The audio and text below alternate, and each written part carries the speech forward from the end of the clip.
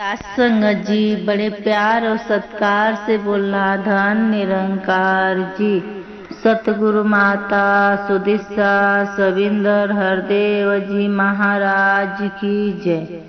सत्संग जी दासी सतगुरु माता जी से ही अरदास यही प्रार्थना करती है कि सब संत महात्मा के जीवन में सुकून रहे और सुख शांति रहे। सत्संग जी दासी एक विचार आपको चरणों में बता रही है। दासी को भी एक किसान भाई थे और वो बहुत गरीब थे और एक सत्संगी थे। तो वो ऐसा खेती में हमेशा जाते थे, खेती करते थे और हल चलाते थे, अपने खेतों में बीज डाल के बोते थे और फिर वो अपने घर के ओर आते थे। कभी कभी उनकी पत्नी, घर में तो बहुत सारे परेशानियां थी उनके, तो भी उनकी पत्नी जो होता था कभी ऐसा मोटा रोटी लिट्टी बनाती थी और नमक के साथ उनको ले जाके खेत में दे के आती थी। फिर सत्संग जी वो जो किसान भाई था वो खा लेता था। खाने के बाद एक पेड़ रहता था घना, वो पेड़ के नीचे जाके सो जाता था। उतने में एक सत्संगी महात्मा थे। वो महात्मा जी का बेटा बहुत पढ़ा लिखा था, उसको बाहर गांव में पढ़ाए थे और जब भी एक दिन आया तो सोचे कि हमारे बेटा को मैं घुमा देता हूँ गांव में और थोड़ा खेतों में, हर एक जगह वो घुमाने लगे। तो सत्संग जी जाते जाते देखा तो एक झाड़ के नीचे वो सोए हुए थे किसान भाई। वो पेड़ के नीचे किसान भाई जब भी सोए थे तो उनका बेटा क्या बोलने लगा कि पापा मैं ये आदमी सो गया है, इसका जूता चुरा के कहीं और रख देता हूँ। तो जो सत्संगी थे वो बोलने लगे, नहीं बेटा, एक हमारे मन में विचार आ रहा है कि अगर इनका जूता में कुछ पैसे डाल दे तो और अच्छा लगेगा और सुकून आएगा, मजा आ जाएगा। तो उनका बेटा बोला, ठीक है पापा, उसी तरह करता हूँ, दे दो कुछ पैसे मुझे, मैं उसके जूता में डाल देता हूँ।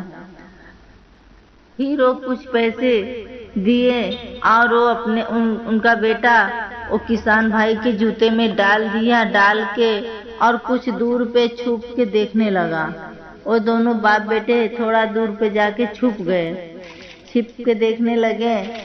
तो उठा, किसान भाई ने उठा तो उसने अच्छे से जूता पहनने के लिए, किसान भाई जब भी सो के उठा तो जूता को झाड़ रहा था पहनने के लिए। तो पैसा झाड़ा तो उसमें से पैसा निकला, पैसा गिरा तो उठा लिया। बोलता है परमात्मा आपका लाख लाख शुक्राना है, कितना भी शुक्राना करूं तो कम है, क्योंकि अभी देखो एक पैसे नहीं थे और हमारे पास बहुत सारा परेशानियां था।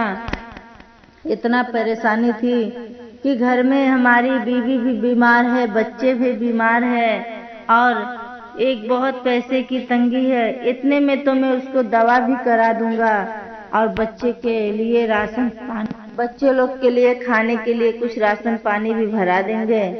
और वही देखो सत्संग जी देखो किसान की क्या भाव है, कितना उसका सुंदर सा भाव। ऐसा लग रहा है कि इतना परमात्मा का शुक्राना कर रहा है, पर उसे ये ज्ञान नहीं थी कि कोई सत्संग से वो जुड़ा हुआ रहे। ऐसा उसको ज्ञान नहीं प्राप्त हुआ था, तो भी अपने मने मन शुक्राना करता था परमात्मा का। बहुत उनसे अरदासें करता था कि हे मालिक, आप तो हमारे लिए आज बहुत सारे चमत्कार दिखा दिया, वो बहुत सुकून मिला मुझे। तो सत्संग जी हम तो ब्रह्म ज्ञानी हैं, संतों जो ब्रह्म ज्ञानी रहता है उन्हें तो कोई चीज की कमी नहीं मिलती है। जो कमियां होती है वो भी सतगुरु माता जी ने पूरा कर देती हैं। किसी न किसी रूप में उनके घट में बैठ के वो काम करा लेते हैं सतगुरु माता जी, वो काम करवा लेती हैं सतगुरु माता जी। तो अभी देखो सत्संग जी अभी अपने महाराष्ट्र का समागम चालू होने वाला है। कितनी उत्साह है, कितनी खुशी है, इतना खुशी है कि हम जाके सेवा में करके आए, क्योंकि वो ब्रह्म ज्ञानी जो महात्मा रहते हैं उनकी उत्साह, उनकी खुशियाँ बहुत झलकती है। वो खुशी जहाँ मिलनी चाहिए, कोई दर पे नहीं मिलने वाली है। वो खुशी सिर्फ अपने सत्संग में मिलने वाला है।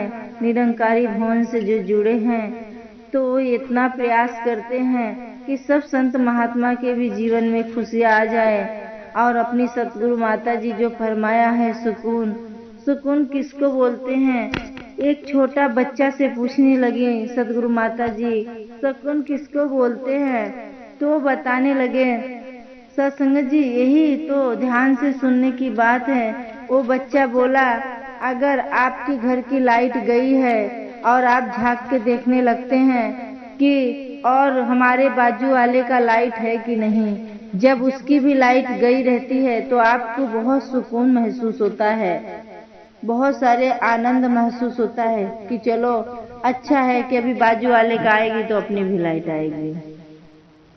तो वही जो सुकून फरमाए हैं सतगुरु माता जी, वही अपने जीवन में ढालना है सत्संग जी, और एक जन जन तक पहुंचाना है। और सत्संग की जो बातें हैं, सत्संग की बातें हैं, वो अपने भी जीवन में ढालना है और एक दूसरे को भी बताना है कि अब भाई अगर नहीं भी जुड़े हो तो जुड़ जाओ।